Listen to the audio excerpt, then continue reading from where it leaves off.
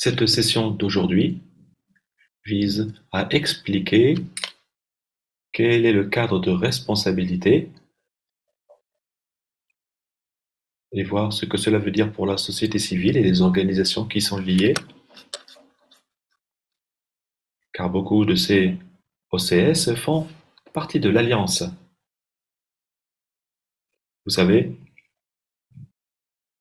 que nous avons le président de l'Alliance, Page 7, elle n'a pas besoin d'être présentée, et l'Alliance, lui, est extrêmement reconnaissante pour son leadership, pour le travail qu'elle réalise. Un travail extrêmement intéressant.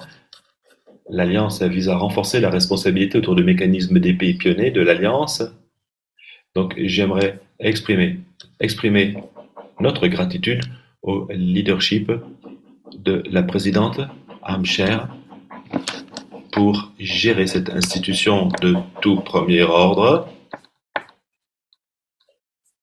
et la remercier pour tous les progrès qui ont été réalisés sous son leadership et célébrer l'impact de ces réalisations concernant les ODD, les objectifs de développement durable. Ensuite, nous aurons une session de questions-réponses et ensuite, notre collègue Benjamin mettra fin à notre réunion d'aujourd'hui pour vous rappeler que cet événement est co-organisé et organisé en partenariat entre Free Slaves et l'Alliance 8.7. Sans plus attendre, j'aimerais également vous remercier à vous tous pour être ici ce matin, cet après-midi, voire même sur cette soirée, où que vous soyez sur le fuseau horaire, et vous remercier d'être présents lors de cette session si importante. Et nous avons hâte d'engager dans des discussions avec vous, notamment si vous avez des questions, en espérant ayant suffisamment de temps pour échanger. Nous avons également mon collègue Daniel Egawa, qui est le responsable plaidoyer pour Free the Slave, qui va faciliter, modérer la session questions-réponses avec Smith Benjamin, qui est le responsable partenariat au sein de l'Alliance 8.7. Sans plus attendre, j'invite maintenant la présidente Amo Cherkava pour les remarques liminaires afin de lancer nos travaux.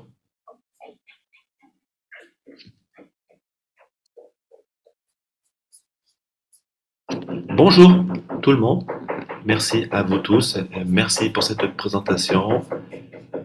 J'aimerais exprimer ma gratitude, pas simplement pour votre présentation, à vous, à l'institution de l'OSS, des OSS et l'institution OCS, concernant ce cadre de la responsabilité. Vous avez beaucoup insisté concernant l'importance de pouvoir renforcer le travail communautaire de 8.7 et également le cadre de responsabilité. Nous sommes tous d'accord pour nous féliciter des objectifs sur lesquels nous travaillons concernant cet événement, concernant le statut des Pathfinders. Bien évidemment, cela ne peut pas être une entreprise facile,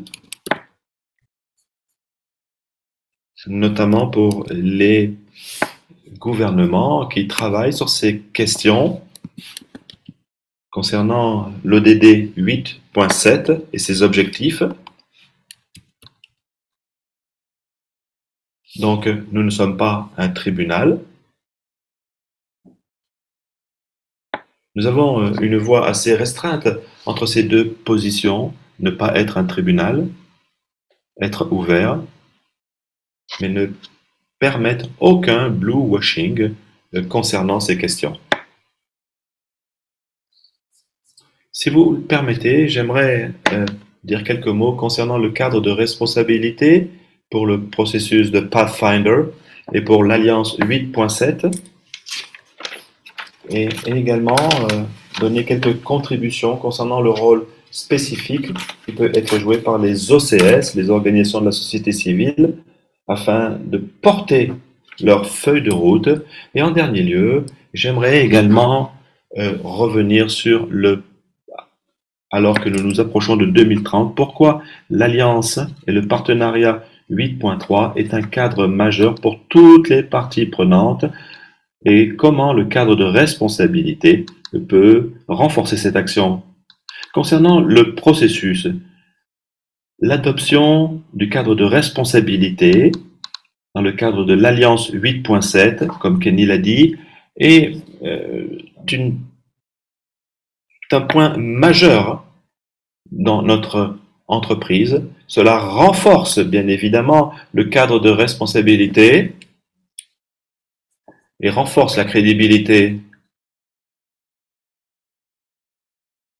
Et cela propose une orientation très importante sur ce que cela veut dire qu'être un pays Pathfinder et les responsabilités qui y sont liées. Depuis le lancement de ce processus des pays Pathfinder, les pays pionniers, cela va permettre aux pays pionniers de prendre véritablement le sens de cette entreprise et le cadre de cet objectif et de renforcer le statut des pays pionniers et également la communauté et également comment réussir cela et également pour renforcer la coordination entre les partenaires pour avoir de véritables changements sur le terrain. Cela met l'emphase à ce titre sur l'approche multidimensionnelle pour le cycle des pays pionniers dans le cadre de la manifestation d'intérêt qui est la première étape pour mettre en œuvre et également travailler sur les reportings. Les OCS et les autres parties prenantes ont un rôle majeur à jouer dans ce processus. Et je reviendrai sur cette question. La force de notre alliance est enracinée dans la diversité de partenaires locaux, nationaux, internationaux. Donc, Free the Slave fait partie de la communauté globale mondiale, de l'Alliance, et également du groupe d'évaluation des ODD, les objectifs de développement durable, ce groupe qui se réunit de manière régulière pour produire un cadre en consultation avec tous les membres du groupe de coordination afin de pouvoir proposer une version adoptée en 2022, décembre 2022, dans le cadre de l'atelier stratégique de l'Alliance 8.7. Et à ce titre, hier, dans une réunion pendant le groupe de coordination globale, une fois de plus, nous avons renforcé la volonté de nos membres de s'insérer dans ce processus. Voilà le premier point que je voulais soulever. Quel rôle peut être joué par les OCS? Les organisations de la société civile ont un rôle significatif de manière générale à jouer dans le cadre de l'Alliance 8.7. Ils font partie de la gouvernance de l'Alliance, dans le comité de coordination, et ainsi, ils ont façonné le partenariat stratégiquement, en termes de partenariat, et également avec les pays tiers. Les OCS représentent également le plus grand nombre de l'Alliance 8.7 et du réseau qui est lié. Nous parlons de plus de 500 partenaires. Ces institutions ont leur propre réseau et une expertise de premier ordre qui peut contribuer à mettre en œuvre nos objectifs communs. Vous savez que nous avons chevillé au corps cette volonté d'intégrer de manière beaucoup plus robuste ces 500 partenaires dans notre vie quotidienne, dans le cadre des pays pionniers, et également au niveau mondial, afin d'atteindre l'objectif l'ODD 8.7, parce que vous savez que 2030, c'est demain. Ainsi, nous devons être extrêmement efficaces dans nos travaux. Les pays pionniers, les pays Pathfinder, l'Alliance 8.7 soutiennent les gouvernements dans le cadre de cette approche multidimensionnelle, multipartite, adopter des stratégies nationales, des feuilles de route nationales afin de faire face à l'esclavage moderne, le traite d'êtres humains. Les OCS sont des partenaires clés dans ce processus avec les employeurs, les associations professionnelles, les organisations nationales et internationales et également d'autres parties prenantes.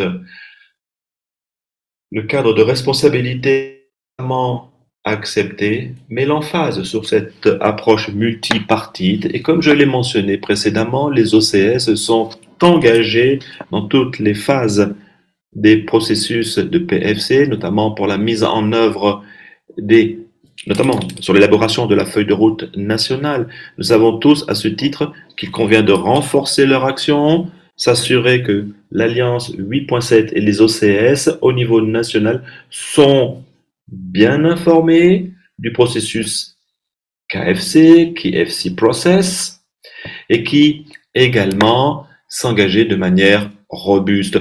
Ainsi, il ne convient pas simplement d'élaborer sur les mécanismes actuels, mais également d'ouvrir de nouvelles opportunités et ainsi la gouvernance de l'Alliance doit être extrêmement prudente sur les nouvelles idées, les nouvelles initiatives qui peuvent être proposées. Et de plus, sur le terrain, certaines actions majeures, notamment en Malaisie, où les pays du PFC ont mis sur pied un appel à intérêt national pour mobiliser les partenaires de l'Alliance 8.7 et organiser une session d'un jour avec eux pour pouvoir travailler, couvrir les possibilités de collaboration dans le cadre des pays pionniers. C'est un bon exemple que d'autres pays pourraient suivre et il convient d'être extrêmement sensibilisé à ces questions et que d'autres PFC soient mobilisés. Les OCS ont également un rôle majeur pour lutter contre le travail des enfants, la traite d'êtres humains, et également l'esclavage moderne. À travers leur réseau, les OCS peuvent porter leur voix à la table de discussion et s'assurer que leurs recommandations sont prises en considération dans la conception de la feuille de route.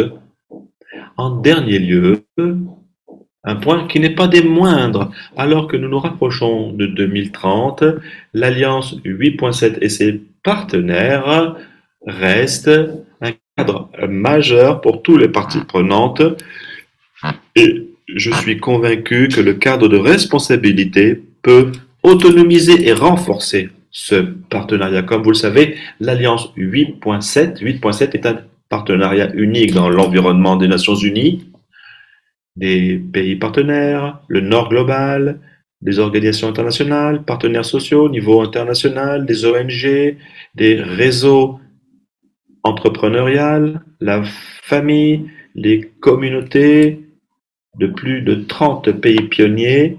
6 années après son lancement, il est aujourd'hui grand temps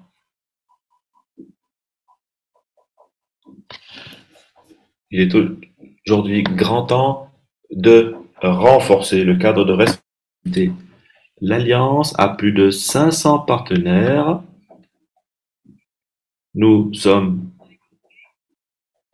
engagés à impliquer tous ces partenaires dans des actions de base et également de répondre à leurs intérêts.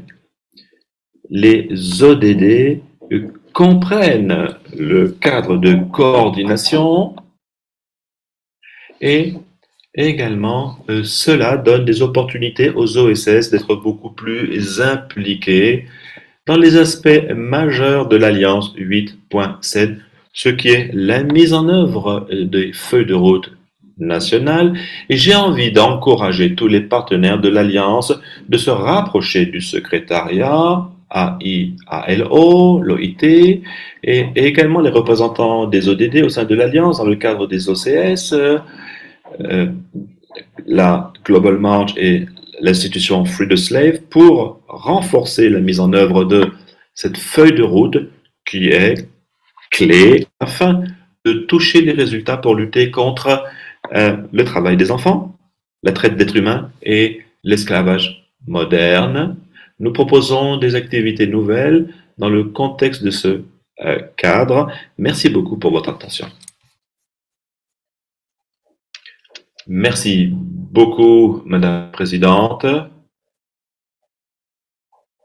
pour cet aperçu que vous nous avez donné, pourquoi il était si important pour la société civile de s'impliquer sur ces questions, cette communauté des pays pionniers.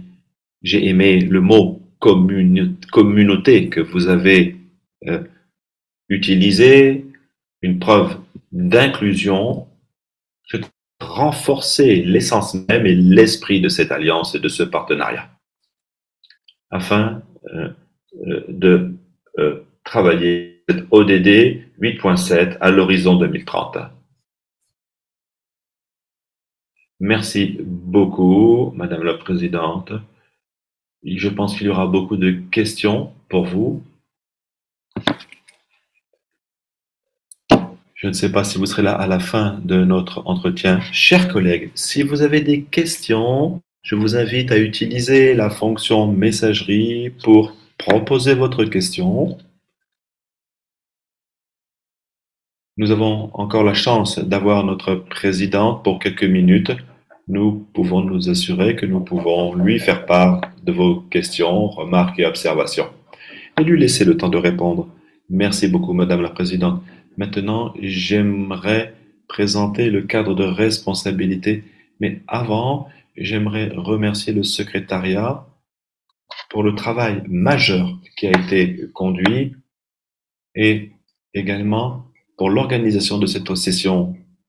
Christina, Jen et d'autres, nous sommes extrêmement reconnaissants pour le travail majeur que vous avez produit. J'aimerais remercier le département du travail, à travers l'OIT, l'Organisation internationale du travail, l'OIT, l'ILO, pour leur soutien et également pour remercier le service d'interprétation qui a été rendu possible par ces parties prenantes.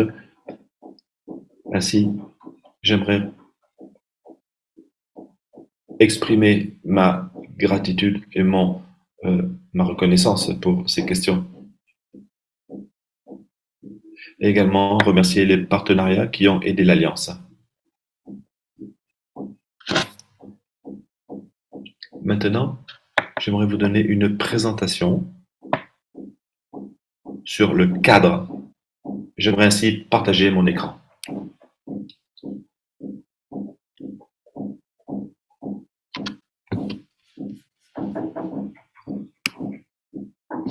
Je pense que nous voyons tous mon écran.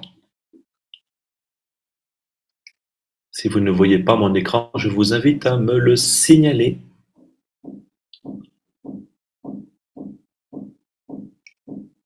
Si vous avez des questions, vous pouvez les mettre dans la messagerie. Nous, d'ailleurs, pourrons travailler sur le... Il y a beaucoup d'informations qui sont très utiles.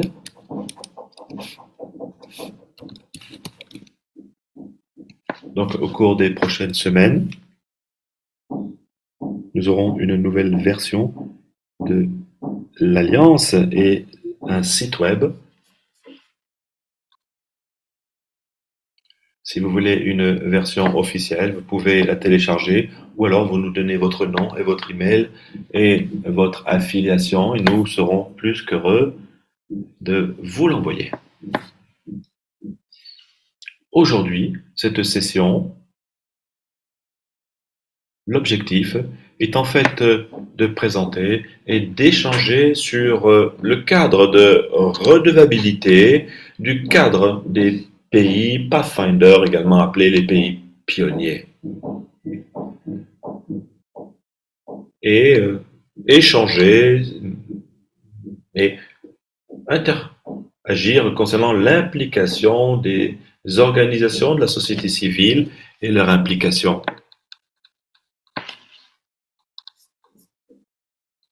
Donc, ce que nous voulons réaliser aujourd'hui est présent. Parfois, on parle de Pathfinder, de pionnier. Dans le contexte de l'Alliance, nous voulions vous donner un aperçu assez succinct de ce que cela signifie et contextualiser ce point. Quels sont les avantages des pays pionniers et les partenaires? Madame la Présidente a souligné et a identifié les partenaires. Pionnier, Pathfinder, cela peut être prouvé sur le site de l'Alliance. Mais dans le cadre de ce cadre de responsabilité, ces pays pionniers sont ceux qui permettent d'aller de l'avant de manière rapide afin d'atteindre les objectifs de l'Alliance 8.7 des ODD dans le cadre des objectifs de développement durable. De plus, ils s'engagent à renforcer leur action pour pouvoir proposer de nouvelles approches afin de pouvoir faire face aux objectifs de l'Alliance 8.7 et des délais qui y sont impartis. De plus, être accompagné du statut de pionnier est en fait ouvert et ainsi chaque État membre au sein de l'OIT, quel que soit son niveau de développement, peut prendre partie à ce processus. Si les statuts de pionniers sont ouverts à tous les pays membres de l'OIT. De plus, uniquement les gouvernements peuvent demander à devenir PFC et ainsi les démarches et les approches gouvernementales sont extrêmement importantes dans l'approche multipartite et la consultation, ceci en prenant en compte le dialogue social et la pierre angulaire de ce processus.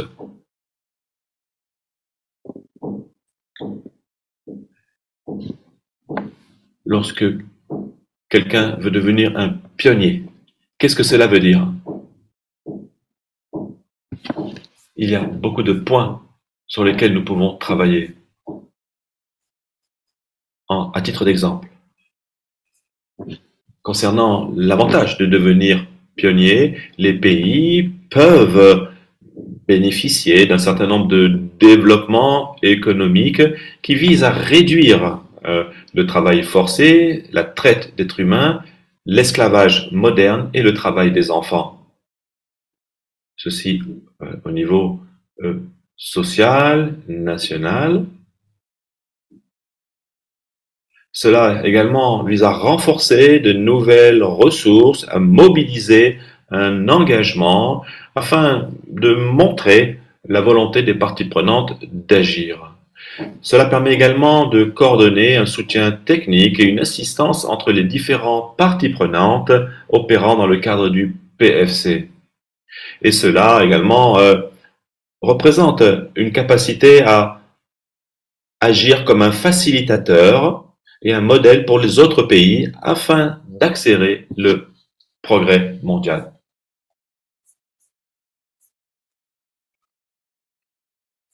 Maintenant, qui peut devenir un partenaire de cette Alliance 8.7? Vous avez une liste. Nous pourrons élaborer sur cela sur notre site de l'Alliance. Il y a différentes catégories.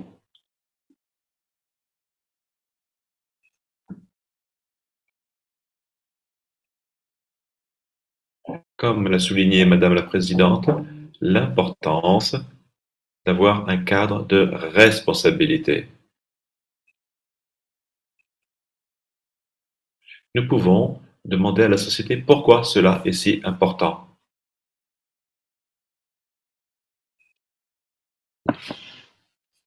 Comme Madame la Présidente l'a dit, il est très important de souligner ces questions.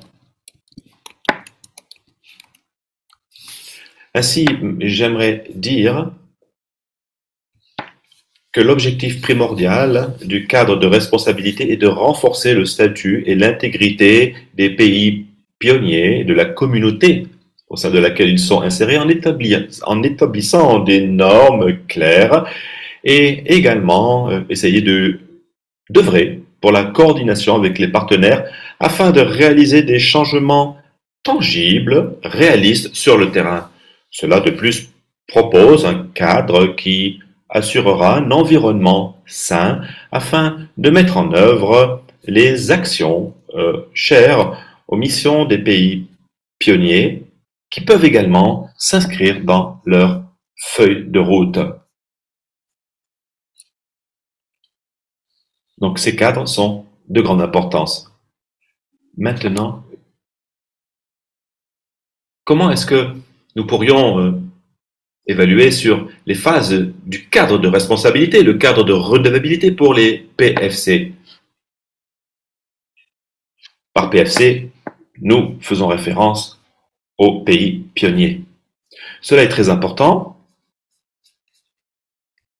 Alors que nous commençons à travailler sur ces questions, la manifestation d'intérêt, un pays qui veut devenir un pays pionnier. Il y a un processus pour cela qui est clair. La manifestation d'intérêt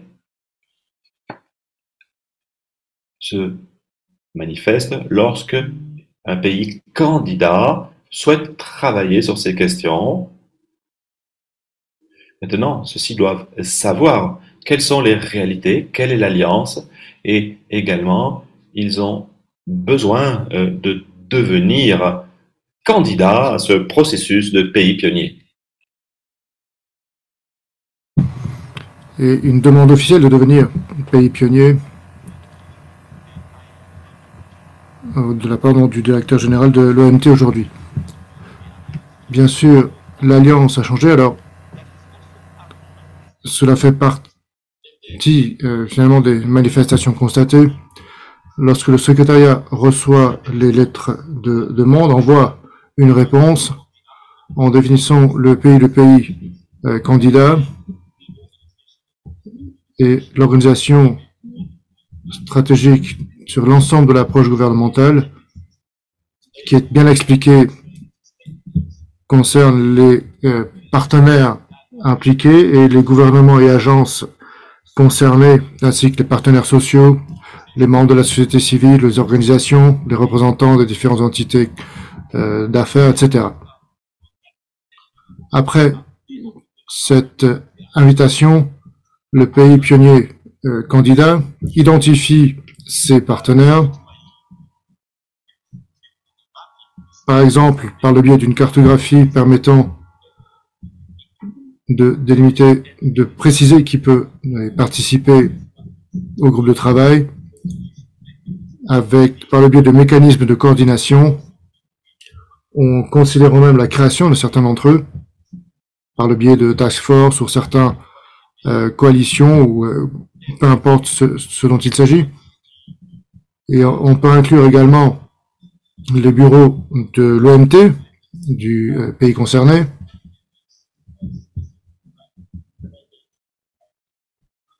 les acteurs intervenant directement du secteur privé, donc pour vraiment essayer d'identifier les partenaires clés qui peuvent participer au processus pour accompagner le gouvernement permettant de résoudre ce défi hypothétique. Concernant la manifestation d'intérêt, les pays pionniers candidats peuvent entamer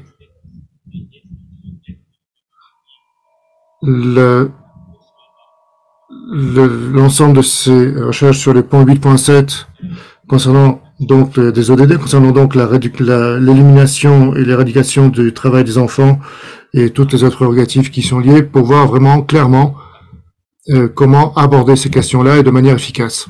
Dans la deuxième phase, cela peut inclure le pays pionnier candidat peut inviter à envoyer, présenter ses priorités principales sur la feuille de route et dans le processus de consultation pour établir une feuille de route des ODD, le pays candidat, comme nous l'avons toujours fait, peut préciser, envoyer donc sa feuille de route auprès de notre groupe de coordination de l'Alliance 8.7. Les pays pionniers candidats, si ces pays-là remplissent l'ensemble des prérogatives, le pays candidat peut donc devenir un pays pionnier à part entière. Et dans le même temps, dans cette même manifestation d'intérêt, un pays pionnier actif peut identifier des activités alignées avec la feuille de route, ainsi que les étapes suivantes permettant à ce pays d'avoir véritablement la possibilité de partager les éléments sur lesquels il travaille.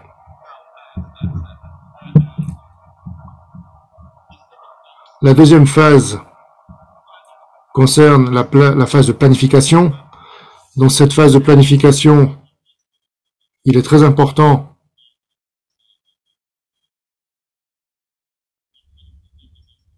que nous puissions mettre l'accent sur les questions essentielles. Les pays pionniers candidats organisent sa feuille de route, qui est donc le résultat de son action stratégique. Et le pays pionnier candidat peut organiser une révision permettant de déterminer s'il s'agit d'actions pertinentes ou non. Et dans cette phase de planification, le pays pionnier peut envoyer donc sa feuille de route. Lorsque la feuille de route a été envoyée, alors le pays pionnier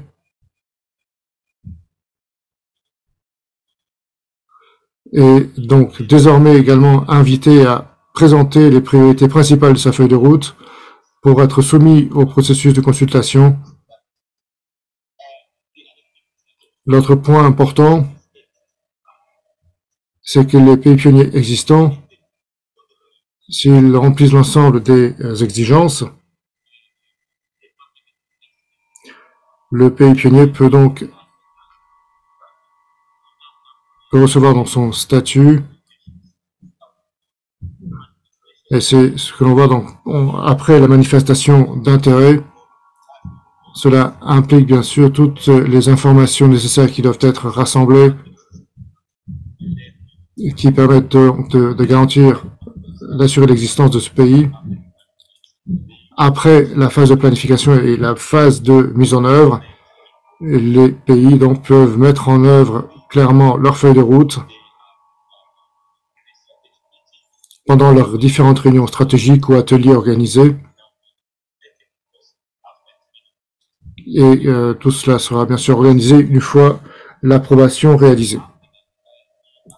Après cela, la phase de monitoring et de rapport, de suivi de rapport, il est demandé au pays donc d'effectuer un rapport des progrès effectués. C'est vraiment essentiel puisqu'il y a un délai pour pouvoir envoyer ce rapport.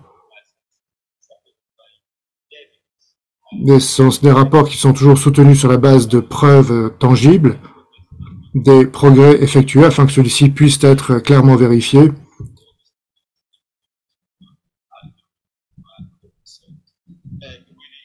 Et l'Alliance avec les membres de la société civile garantissent donc l'ensemble des progrès constatés et effectués.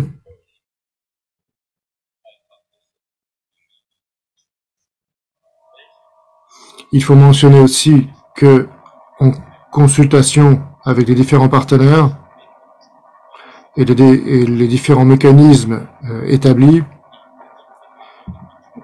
les pays pionniers envoient un rapport des suivis opérés sur les différents progrès. La prochaine date est le 21 avril. Nous réviserons le rapport et enverrons donc nos commentaires éventuels. Si vous allez d'ailleurs sur le site internet, vous pourrez trouver toutes ces informations. Et en dernier lieu, la phase de révision, c'est la phase pour laquelle les progrès des pays pionniers est effectué par rapport à la feuille de route établie. Nous pouvons avoir différents chiffres constatés au cours des différentes étapes, et la phase de révision nous permet de vérifier comment le pays a établi donc ses prérogatives et voir, constater directement les progrès effectués. S'il y a des progrès ou si nous devons donner des mesures d'incitation dans le cas où il n'y a pas de progrès constaté, certaines mesures de correction peuvent être entamées, peuvent être prises pour faire en sorte que le pays puisse conserver son statut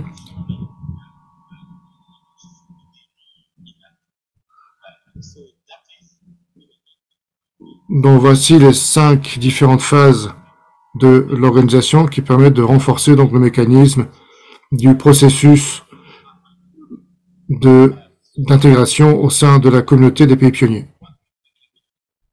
Ce que je voudrais préciser également, c'est qu'il y a un dialogue en cours. Donc les pays pionniers peuvent se réunir avec le secrétariat à tout moment lorsqu'ils en ressentent le besoin. Donc le dialogue est destiné à assurer que le soutien en cours pour les pays pionniers soit mis en œuvre en reconnaissant qu'il ne s'agit pas d'une tâche facile, puisque cela exige un plein engagement des pays en nous assurant que le soutien nécessaire est bien fourni. On peut voir ici donc trois statuts de pays pionniers. Lorsque vous êtes un pays candidat, lorsque vous êtes un pays actif et lorsque vous êtes un pays donc inactif. Lorsque vous êtes un pays candidat, il s'agit d'explorer ce que cela signifie pour devenir un pays pionnier par le biais d'une manifestation d'intérêt et d'identifier qui sont les partenaires clés et les feuilles de route sont clairement identifiées. Lorsque vous êtes un pays actif, c'est-à-dire que vous avez donc le statut de pays pionnier à part entière, vous pouvez mettre en œuvre votre feuille de route et vous démontrer donc votre plein engagement vis-à-vis des efforts exigés. Le plan d'action national doit être mis en œuvre ou les différentes politiques concernées. Vous pouvez partager également avec d'autres pays ces prérogatives. Cela signifie que vous êtes pleinement actif, vous faites vraiment partie de cette communauté des pays pionniers. Et également, cela signifie que vous faites la promotion de la ratification et des travaux vers une pleine mise en œuvre et la reconnaissance des standards et obligations des droits humains à l'échelle internationale. Voilà ce que signifie donc le statut de pays pionnier actif. Alors, quand on est pays pionnier inactif, cela signifie qu'il n'y a plus d'engagement clair au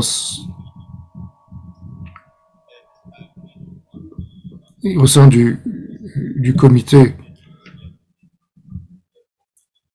Et lorsque vous devenez inactif, cela ne signifie pas que vous êtes écarté de la communauté.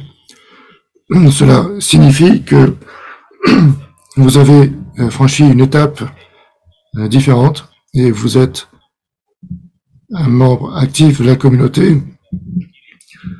Il s'agit d'une communauté, j'insiste bien, et certains pays peuvent être actifs au sein de la communauté et certains peuvent être inactifs, mais il y a toujours des membres qui peuvent être actifs, il y a toujours des manières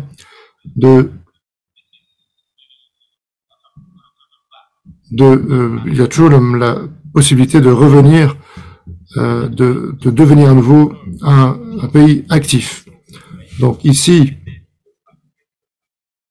nous passons donc à nouveau à la phase de planification. Il y a toujours une manière de redevenir un pays, un membre actif au sein de la communauté après avoir été inactif pendant un certain temps.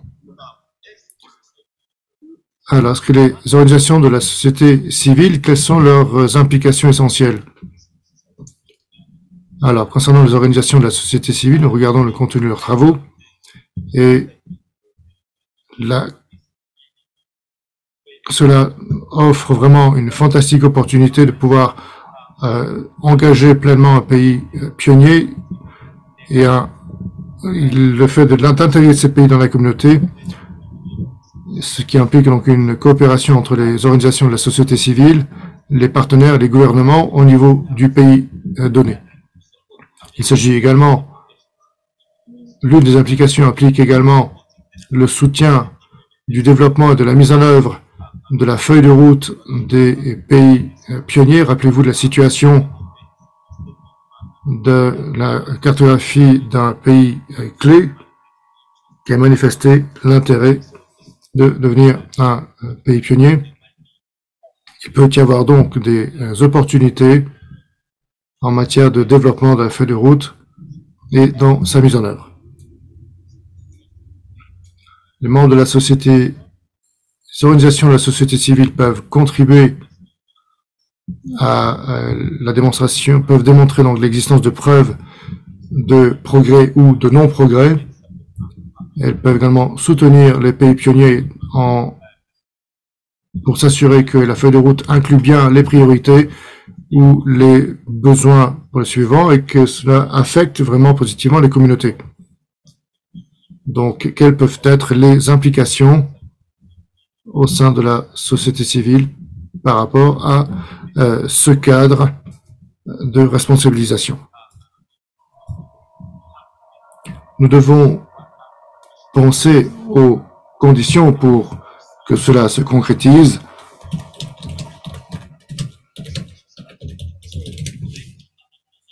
Nous pouvons avoir également quelques présomptions. Les gouvernements sont disposés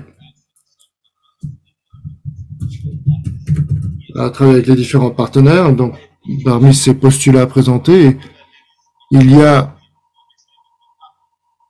une véritable volonté au sein du pays pionnier et de manière honnête. C'est vraiment quelque chose que les organisations de la société civile et les pays pionniers, ainsi que les différents partenaires doivent manifester. C'est vraiment cette volonté de travailler véritablement ensemble. Ils assument également que les partenaires peuvent participer, puisque quelquefois, ce n'est pas forcément facile de pouvoir coopérer, de fournir le soutien escompté. Il faut vraiment respecter l'ensemble des paramètres qui permettent la pleine participation de l'ensemble des partenaires.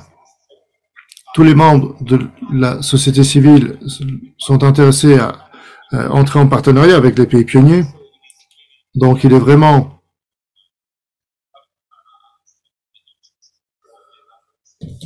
vraiment cet intérêt manifeste qui doit être clairement établi. Cela nous permet, par exemple, d'affecter les communautés, d'avoir une vision claire des priorités qui nous permettent donc de nous aligner avec les gouvernements. Il faut il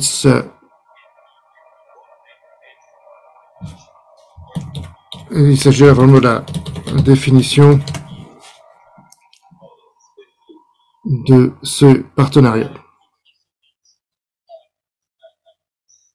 Cela signifie que les organisations de la société civile ont les ressources pour leur permettre de participer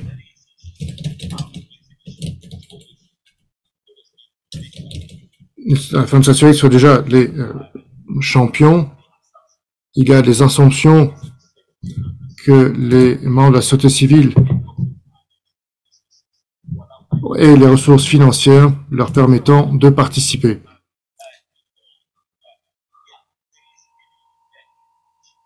Il y a vraiment une immense opportunité pour les organisations de la société civile de s'intégrer. C'est vraiment le résultat.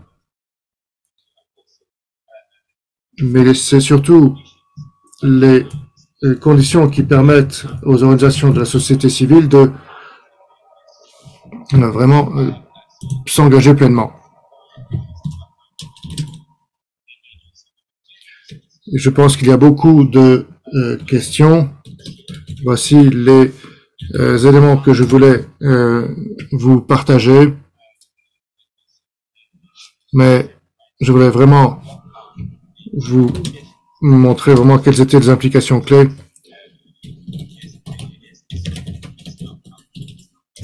Ce cas n'est pas encore pleinement établi, donc nous voulons vraiment parler des conditions pour que les organisations de la société civile puissent être impliquées de manière très efficace dans la mise en œuvre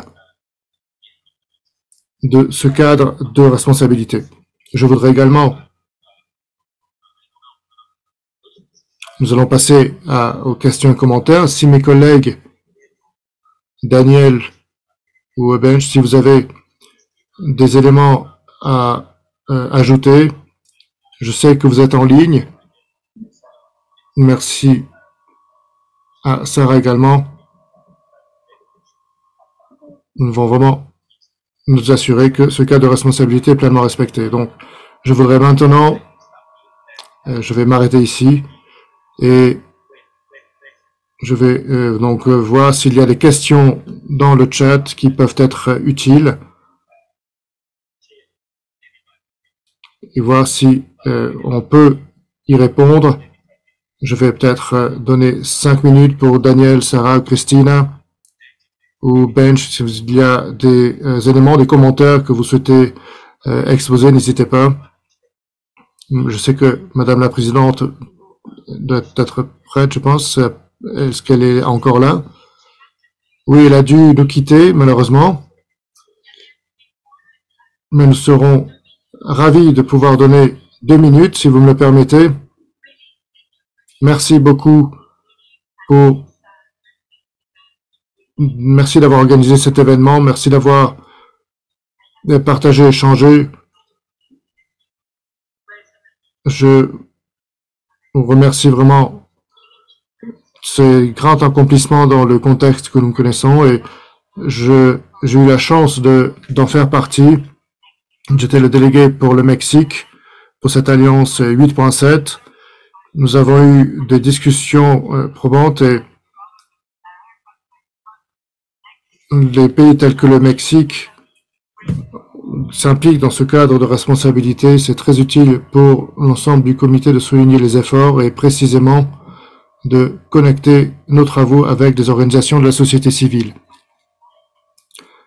L'une des valeurs de cette alliance 8.7 est précisément d'avoir en son sein ces représentations d'organisations de la société civile. Donc, nous sommes vraiment sur la bonne voie. Je pense que je peux dire, je suis un excellent exemple de cette alliance multi-partite avec plusieurs partenaires. Très souvent, Cela peut être effrayant pour le gouvernement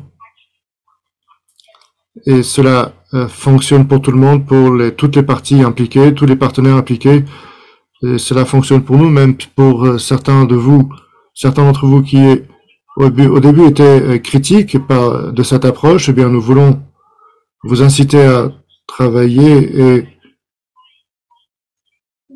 mes sincères félicitations à vous et à toutes les personnes impliquées, au secrétariat de l'Alliance. Les personnes ne sont plus là, mais Laura, Thomas, mais les personnes telles que Christina et tous les collègues, je sais qu'ils ont beaucoup de travail, mais je suis tout à fait confiante qu'ils vont pouvoir faire un excellent travail. Nous avons réalisé donc l'interprétation, juste pour vous dire à nouveau, alors en espagnol maintenant, félicitations, et vous pouvez compter sur le Mexique comme pays pionnier, comme membre du groupe mondial de coordination en tant que membre de l'OIT également, pour pouvoir impulser et promouvoir ces efforts. Merci infiniment.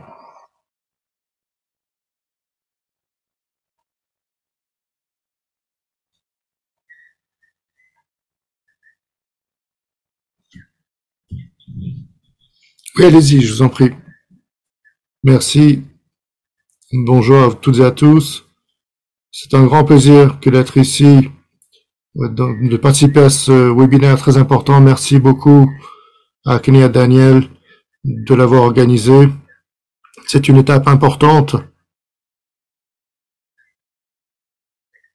Nous pouvons donc expliquer ce que cela signifie, ce que les implications avec les organisations de la société civile signifient, et nous espérons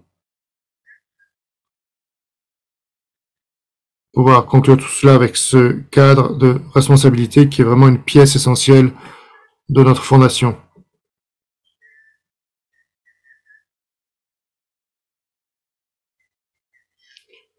Alors, s'il y a des questions auxquelles répondre, je vais faire de mon mieux pour prendre ces questions. Je pense que Christina également peut y répondre. Il y a une question ici concernant la volonté. Oui, voyons s'il y a vraiment la possibilité de susciter les intérêts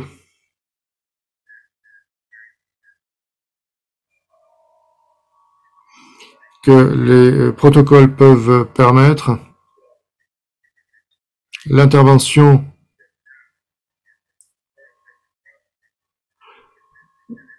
nous convainc beaucoup plus que toute autre intervention. Bien sûr, les pays pionniers sont présents, sont là pour les autres pays. Il s'agit vraiment de créer cette alliance au bénéfice de leurs efforts communs. Donc, juste quelques points. Au sein de l'OMT, nous travaillons pour l'éradication du travail forcé, du travail des enfants et contre la traite des personnes. Bien sûr,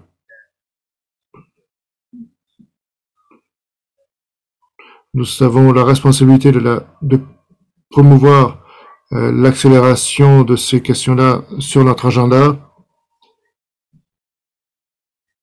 Et bien sûr, nous promouvons l'alliance comme étant une opportunité pour les pays d'apprendre mutuellement et de tirer un plein bénéfice des expériences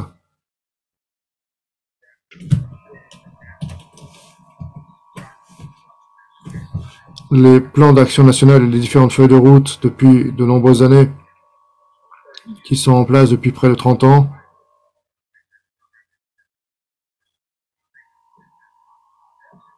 Par exemple, l'OMT travaille avec les États membres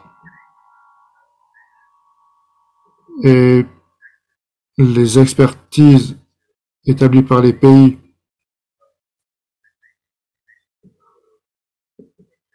permettent de développer d'autant plus de motivation pour les pays qui nous rejoignent,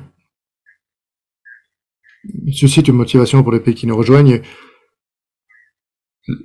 L'Alliance pourra donc tirer le plein crédit pour tous les travaux effectués et je pense que ce cadre est particulièrement pertinent. Il s'agit vraiment d'une vitrine pour les pays.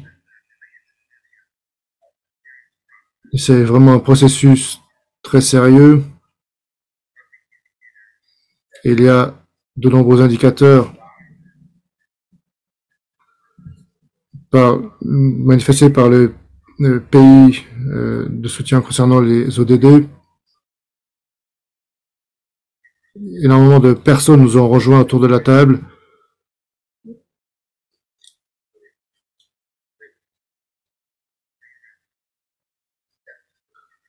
Dans toutes les 30 différentes étapes, les indicateurs qui nous sont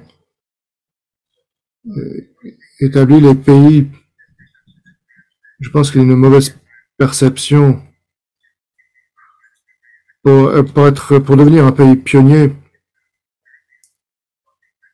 Il ne s'agit pas de mécanismes de financement, il s'agit beaucoup plus de pouvoir créer et éliminer et surtout partager les actions entreprises. Mais laissez-moi, si vous êtes d'accord, je vais laisser la parole à Christina. S'il y a d'autres questions, je vous laisse le micro. Allez-y, Christine. Merci, Ben. Merci à nouveau. Nous vous remercions pour ces efforts collectifs, comme Kenny l'a mentionné. Il a souligné qu'il s'agit là d'un fait saillant pour l'Alliance. Il y a énormément de questions ici qui nous parviennent sur le chat concernant la feuille de route et comment accéder à cette feuille de route, puisque au-delà de la volonté politique, les feuilles de route sont un outil de responsabilisation et précisément le nouveau cadre de responsabilité veut s'assurer que l'ensemble des partenaires soient pleinement impliqués tout au long du processus. Si vous prenez le cadre de responsabilité, nous mettons l'accent sur la manière par laquelle les différents partenaires doivent être impliqués dans ces processus. Comme cela a été mentionné par la présidente, il y a une prompte manifestation d'intérêt par le pays qui doit mobiliser les partenaires à différents niveaux, permettant de manifester l'intérêt pour planifier la mise en œuvre et le mécanisme de rapport. Donc, il s'agit là d'un cadre de responsabilité qui permettra de nous assurer de promouvoir ces implications de nos différents partenaires. Puis, il y a une question concernant l'établissement du rapport. Le groupe de suivi des ODD au sein de l'Alliance a développé également ce document de rapport pour les différents pays. Tous les DP doivent suivre le rapport chaque année. Ainsi, ce cadre de rapport, cette espèce de modèle, ce gabarit qui est disponible, explique comment les OCS peuvent être impliqués, comment les organisations peuvent être impliquées, les organisations de la société civile, les organisations gouvernementales, est très important dans l'élaboration de ce gabarit, de ce modèle. Ainsi, nous pouvons faire face aux questions sur comment l'Alliance et l'OIT peut devenir partie prenante à ce processus. Et il convient de rappeler que le processus de pays pionniers est un cadre bénévole et volontaire. C'est quelque chose que le gouvernement, avec les parties prenantes, peut décider de mettre en œuvre. Et comme cela a été souligné par Ben, l'exemple des pays pionniers peut devenir une inspiration et un exemple pour d'autres pour joindre notre alliance, l'Alliance.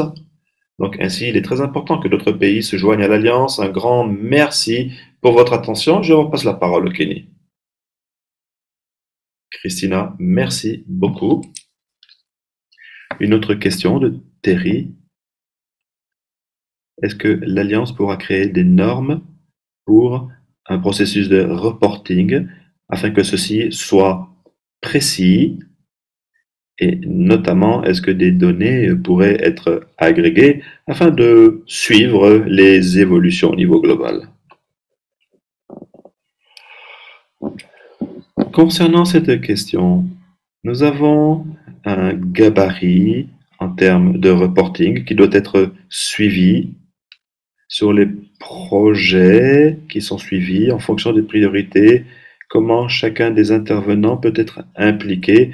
Il y a également un cadre d'indicateurs avec des données généraux qui viennent de sources publiques. Les pays doivent le remplir, le mettre à jour. Cela n'a pas besoin d'être rempli annuellement parce que parfois, il faut le savoir, les données n'ont pas été mises à jour de manière annuelle, mais le rapport pionnier dans le cadre du gabarit qui a été révisé par le groupe d'observation, le groupe de contrôle, dans le cadre des travaux avec les pays pionniers. Nous avons également une question de la part de Fokfuba, excusez-moi si j'écorche son nom. Qu'en est-il des mécanismes de redevabilité et la feuille de route qui est liée et les priorités des pays pionniers, comment s'assurer que les OCS ont accès à cette feuille de route? Benj éventuellement, peut-être Christine. Merci beaucoup. Très important pour la société civile de comprendre quels sont ses engagements, ses implications, afin de les soutenir. Également, comment assurer une redevabilité, une reddition des comptes.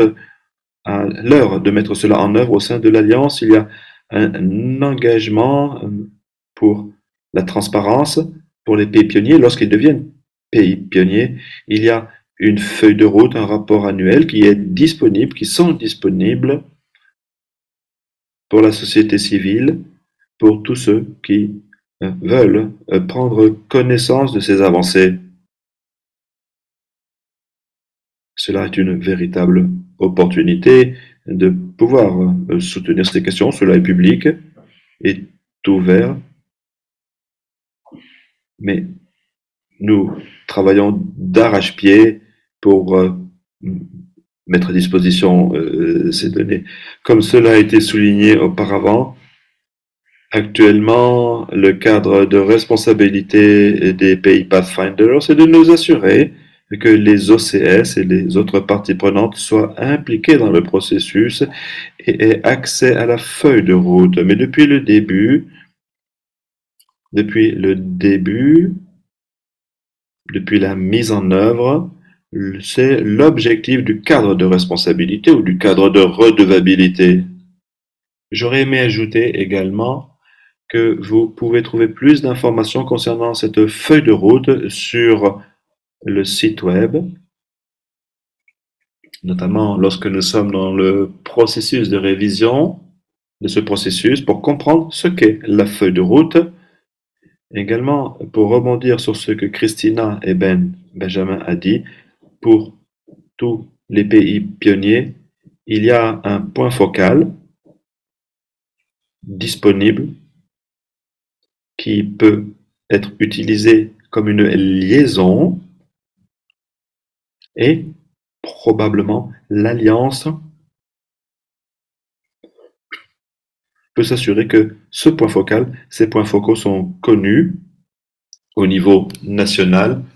Vous pouvez savoir qui est le point focal.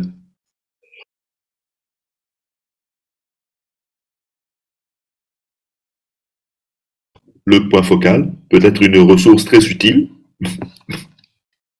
pour la connexion.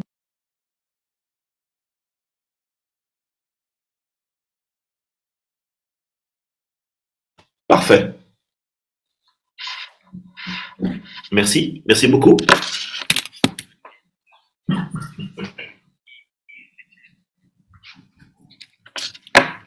Très important de souligner que dans le cadre de ces rapports,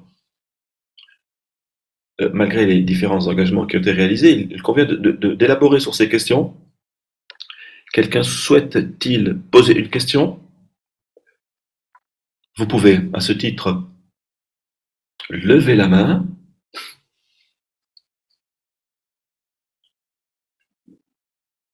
Si vous avez une réaction, si vous souhaitez réagir, interagir, je vous invite à vous identifier. Si vous souhaitez, si vous voulez faire quelques commentaires, assurez-vous de les proposer de manière aussi succincte que possible. Expliquez d'où vous venez et vous pouvez proposer un commentaire.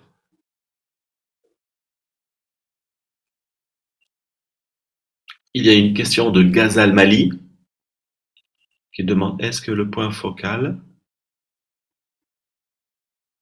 Désolé, je n'ai pas entendu la fin de la question. Bench, est-ce que vous voulez...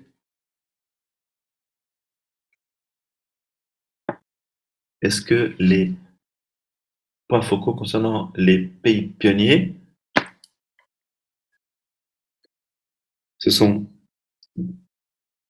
des questions concernant les points focaux sur le site web? Ces informations au sein de l'OCS sont des outils majeurs et les organisations qui sont intéressées à ces questions pour mettre sur pied ces partenariats. Et nous avons mis en place ces questions. Et pour ceux qui sont intéressés sur ces points focaux, je les invite à se rapprocher de nous pour avoir ce genre d'informations. Si vous voulez rentrer en contact avec les points focaux, comme Benjamin l'a dit, il y a des canaux. Ces informations ne sont pas publiques, mais si quelqu'un au sein des gouvernements sont suffisamment ouverts, si vous avez l'information disponible sur le point focal de l'Alliance, notre canal peut être passé au sein du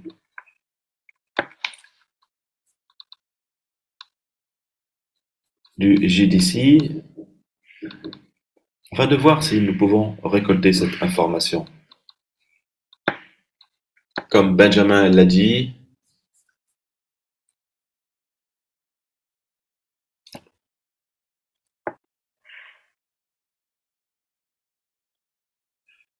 question assez similaire de Yuni Sionwe du réseau Cameroun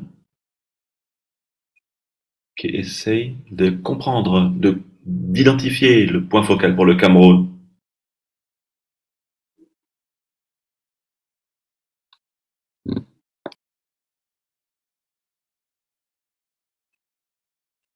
Daniel, voyez-vous une main qui se lève, quelqu'un qui souhaiterait prendre la parole? Ou avons-nous passé sous silence une demande de prise de parole? Une autre question concernant les OSS, les OCS, pardon, et la feuille de route pour rebondir sur ce qui a été dit par Christina. Les OCS pourraient s'insérer dans cette feuille de route dans les différents pays lorsqu'ils sont impliqués avec les gouvernements dans le cadre de planification.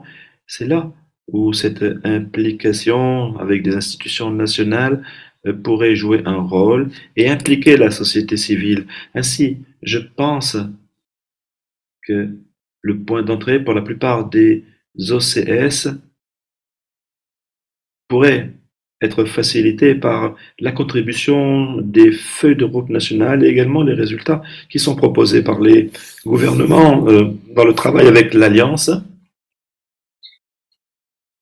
Donc, c'est une étape critique pour les institutions de la société civile. Il faut le souligner, je pense.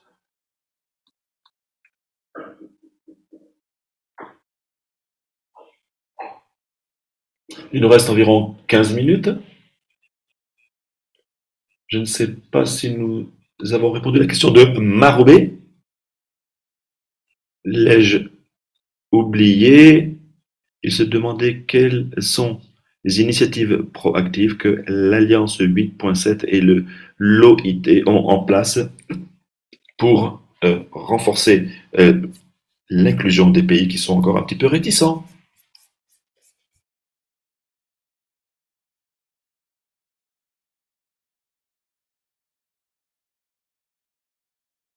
Quelques mots sur ces questions, mais j'aimerais rebondir sur ce qui a été dit. Très important de voir que les pays pionniers ont un processus qui est inhérent à chacun d'entre eux, et cela est important pour tous les États membres de l'OIT, très important en conséquence de voir que les pays, et souligner que devenir un pays pionnier est très important, mais également sensibiliser sur les implications et les obligations qui y sont liées. Donc, nous avons ainsi déployé un certain nombre d'efforts auprès de nos États membres et leur donner l'opportunité d'expliquer ce que cela veut dire de devenir un pays pionnier. Donc cela est très important. Le cadre de responsabilité est très important. Et cela est très important dans ce processus pour renforcer le dialogue avec les pays où ils peuvent être informés sur les tenants et les aboutissants de ces questions et pouvoir les impliquer dans des discussions les plus pertinentes possibles. Notre opinion est qu'il est très pertinent pour quelques pays que ce soit de saisir cette opportunité qui est présente, mais ce n'est pas simplement la seule voie. Ce n'est pas la seule voie vers le progrès. Donc, il y a une phase préalable pour exposer ces questions et ensuite expliquer au pays les tenants et les aboutissants afin de leur permettre de s'insérer dans ce processus de la manière la plus pertinente que possible.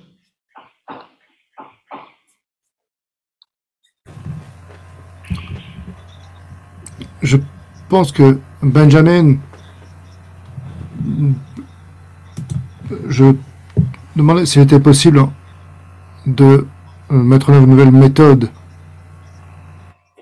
Et c'était faisable pour la feuille de route. Peut-être qu'il s'agit de standards particulièrement généraux ou génériques. Quelle est votre position à ce niveau-là? Je vais certainement laisser la parole à Christina pour qu'elle puisse y répondre plus précisément. Tout ce qui concerne le cadre au niveau des pays dans leur individualité. Merci Daniel. Oui, alors ce dont je parlais tout à l'heure, c'est qu'il y a un format, un formulaire. Et il s'agit donc du formulaire pour tous les pays, donc la structure est exactement la même, mais elle est adaptée aux spécificités et aux priorités spécifiques de chaque pays qui ont été clairement identifiées pour l'ensemble des partenaires. Chaque pays doit aborder chacune des priorités individuellement en fonction de leur progrès et doivent reporter quelles sont les prochaines étapes pour chaque époque chaque moment de reporting.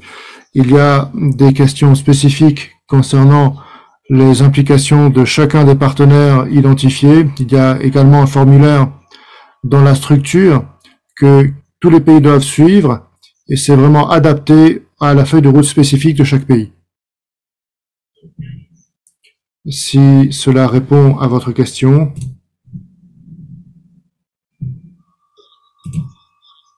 Je pense que ça répond à la question concernant, oui, concernant également les différents alliances, différents partenaires. Mais très clairement, la feuille de route par pays, spécifiquement à chaque pays, aux activités de chaque pays, je pense que c'est très bien.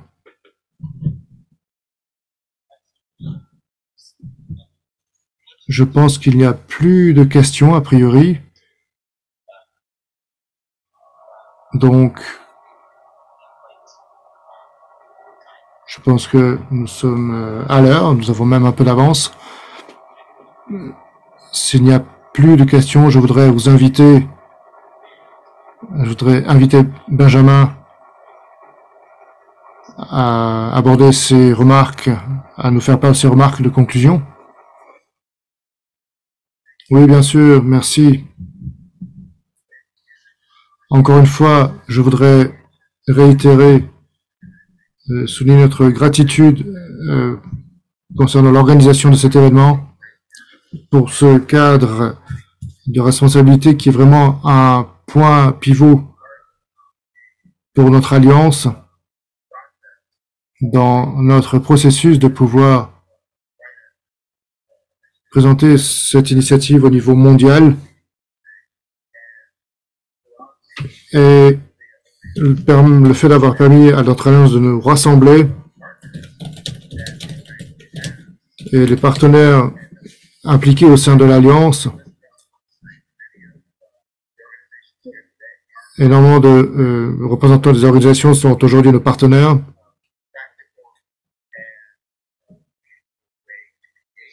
Et qui nous montrent vraiment la manière par laquelle les différents partenaires peuvent tout à fait s'engager dans ce cadre. Et ce cadre, à nouveau, je le souligne, est vraiment une étape essentielle dans notre leadership et le développement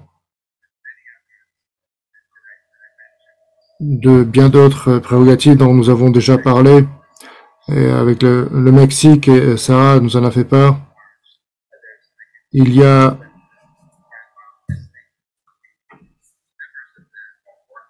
énormément de membres qui travaillent également ensemble.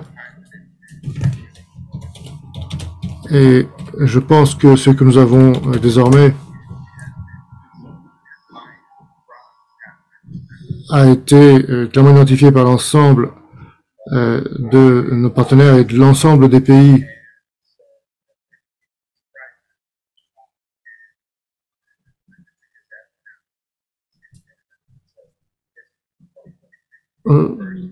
Nous espérons que 2023 soit vraiment la première année.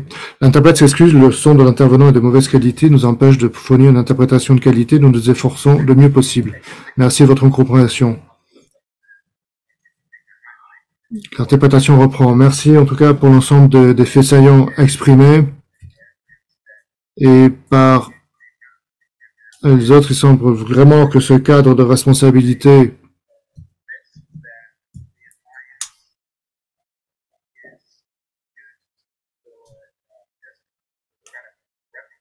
ce cadre de responsabilité participe pleinement à l'excellente réputation de notre organisation.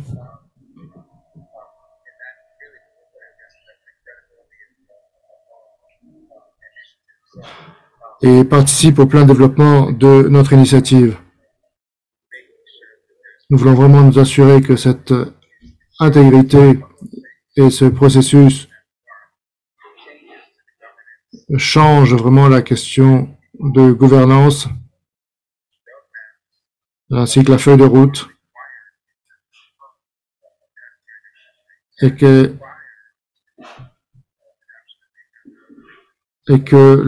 notre cadre de référence soit pleinement adopté pour renforcer notre organisation de pays pionniers.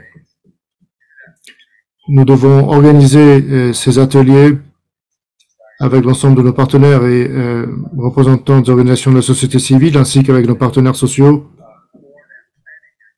Pour cela,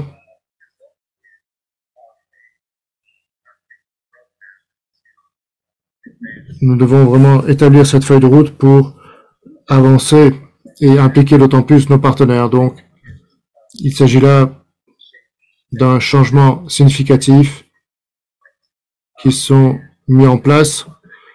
Le deuxième point qui est important,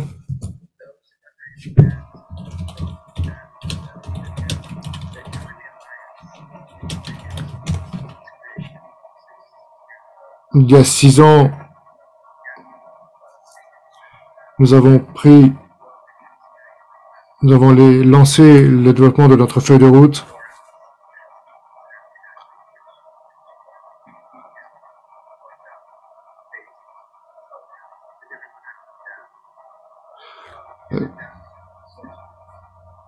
Nous allons continuer à travailler, mais il y a des limites à l'établissement de notre feuille de route en tant que pays pionnier.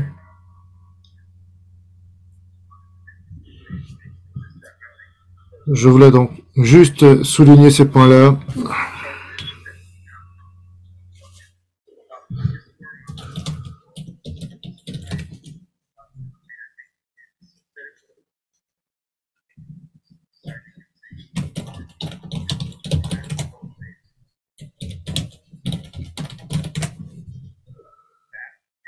Mais encore une fois, l'interprète s'excuse, il y a énormément de canaux qui sont en train d'interférer avec l'intervenant principal, nous ne pouvons pas interpréter. Nous nous en excusons. Nous devons créer donc cette nouvelle dynamique et participer pleinement, susciter la pleine mobilisation. Donc,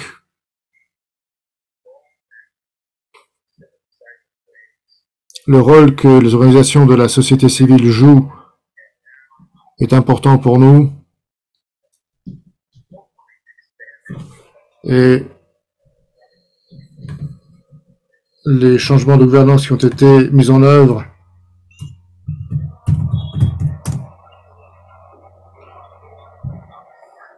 avec nos partenaires,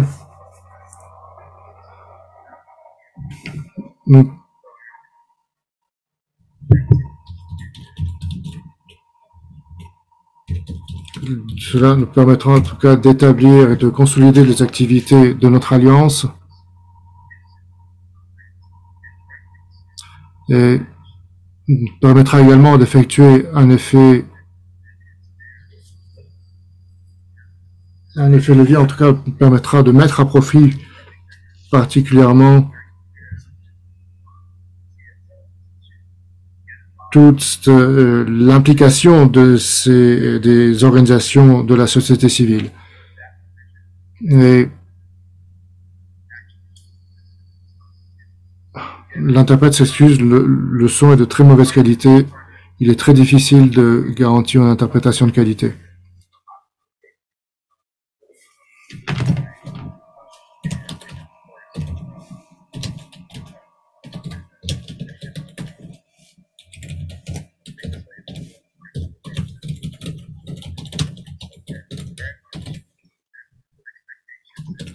Donc nous avons énormément d'attentes.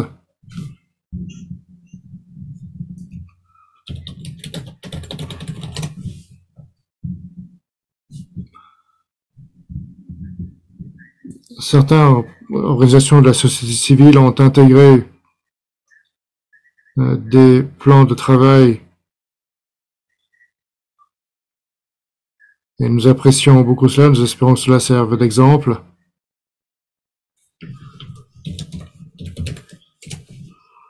Nous vous remercions pour l'ensemble de vos coopérations dans la mise en œuvre et le respect de ces objectifs de développement durable.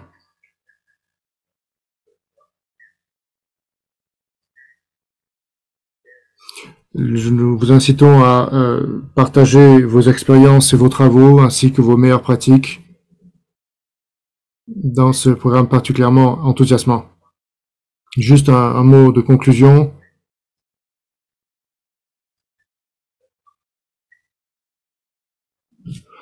Nous cherchons vraiment à établir ce cadre de responsabilité pour l'ensemble de nos partenaires.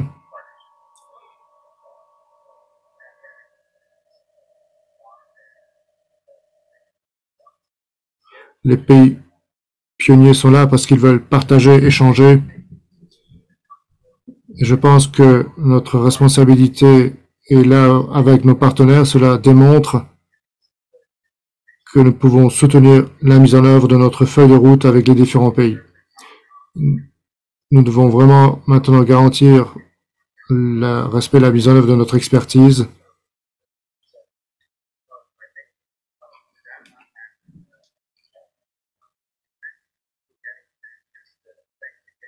Je vous remercie à nouveau. Merci à vous toutes et à tous pour votre attention, votre participation à ce webinaire. Et nous serons ravis de lancer ce cadre de responsabilité. Merci infiniment pour votre coopération dans cette alliance pour les ODD Alliance 8.7. Merci. Merci infiniment, Benjamin. Merci pour cette vue d'ensemble et sur la signification de tout cela au sein de notre organisation avec nos partenaires. Une question qui m'a été adressée directement: quelle est la prochaine étape à partir d'ici? Qu'allons-nous faire? Je pense que c'est quelque chose que nous discuterons au niveau de l'organisation.